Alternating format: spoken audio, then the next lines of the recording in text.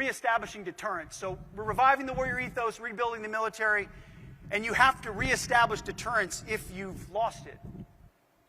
Whether it was the disastrous withdrawal in Afghanistan, a sin and a shame on our country, or what happened on October 7th with Hamas in Israel, or the war in Ukraine that never would have happened if President Trump was president, or the radicals who shot at our ships and we didn't respond, or the invasion of our southwest border of tens of millions of illegals. The world saw an open invitation to challenge America under the previous administration. It didn't feel like America was prepared. Biden was asleep and Lloyd Austin was AWOL. So the first thing we did at the War Department was reestablish deterrence. It started on day one. We locked down the southern border. We've gone 8 months with 0 crossings at the southern border. Turns out we didn't need new authorities, we just needed a new president.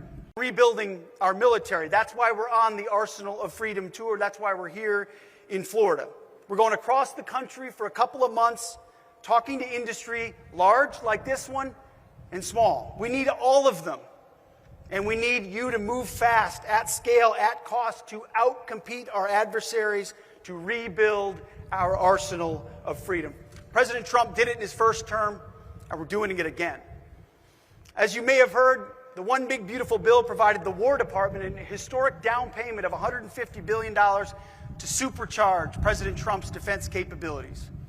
He has announced the goal to spend $1.5 trillion for our national defense in 2027. That is a massive message to the rest of the world that American strength is not going anywhere anytime soon. We will dominate in every domain.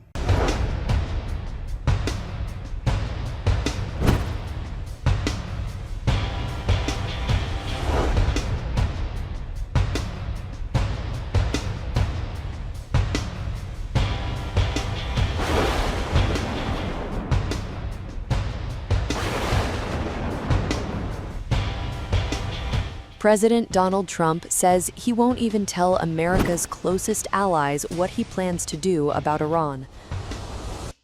At the same time, U.S. warships are moving into the region. So is this pressure for peace or preparation for something bigger? Tensions between the United States and Iran are once again climbing, but this time the signals are mixed. Publicly, Washington is flexing its military power.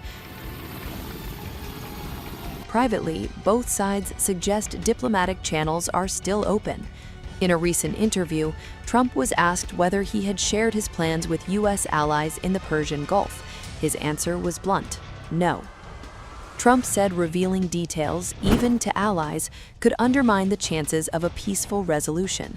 According to him, secrecy is key, adding that Iran is talking to the U.S. and that we'll see what happens. But while Trump talks diplomacy, the military buildup tells another story. In recent weeks, the U.S. has sent what Trump described as a massive and beautiful armada to the region. At the center of it is the aircraft carrier USS Abraham Lincoln, along with warships, aircraft, and support forces. The goal, according to Washington, is to pressure Iran into accepting a new nuclear deal, one that goes beyond the original agreement Trump withdrew from. Tehran, meanwhile, is signaling that talks are still possible. Ali Larijani, head of Iran's Supreme National Security Council, said that despite the media hype, structural arrangements for negotiations are progressing. His comments came just after meetings with Russian President Vladimir Putin in Moscow, highlighting Iran's ongoing coordination with global powers. Iran's president, Masoud Pezeshkian, has also taken a dual approach. He warned against threats, but emphasized that Iran is not seeking war, saying a conflict would benefit neither Iran, the United States, nor the region. Despite the diplomatic language, Trump has issued stark warnings. He said that any future attack on Iran would be far worse than previous strikes. Media reports suggest the administration is weighing a range of options, from strikes on Iranian security forces and nuclear facilities to measures aimed at pressuring Iran internally. Tehran, however, says recent unrest inside the country was not organic.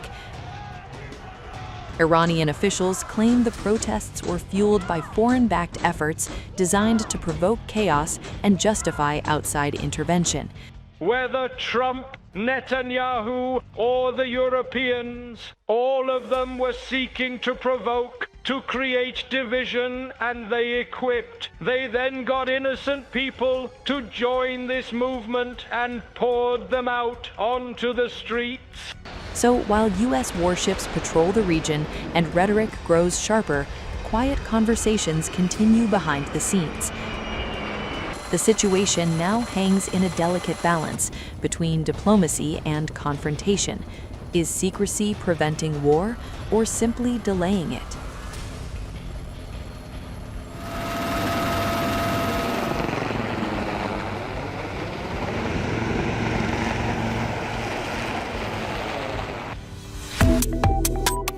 Subscribe to One India and never miss an update.